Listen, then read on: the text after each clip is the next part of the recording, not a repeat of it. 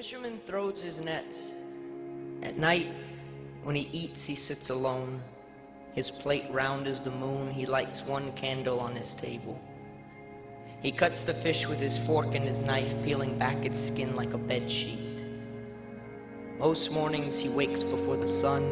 For the fish, they don't sleep long.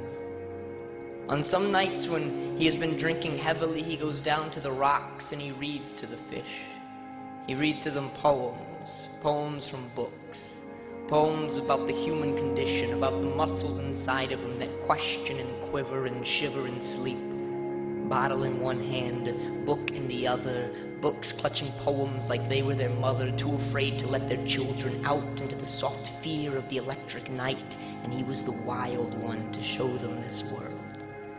His mother will never hold him like that again, he thinks. I'm too big.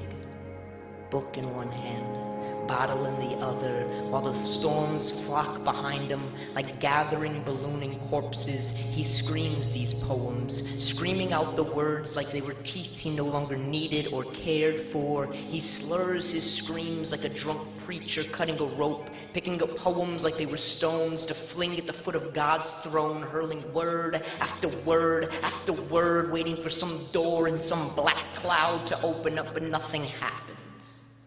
The rain falls, the waves swing, and the fish sleep and awake and sleep and awaken again and again in the rocking of the ocean. He stands above them like a Noah surrounded by bucket after overflowing bucket, and all he has left to catch this wet lightning is this open mouth. So he reads to them. He reads them about things none of them will ever see, about flowers opening, about birds as large as cliffs holding heroes between their silver wings, carrying these warriors into the open grace of the gods, and a mighty providence this fisherman stands inside of, their shields and shoulders polished hard enough to blind the sun right back. He empties himself, and the waves swing. He goes home, falls into bed, sleeps all the next day.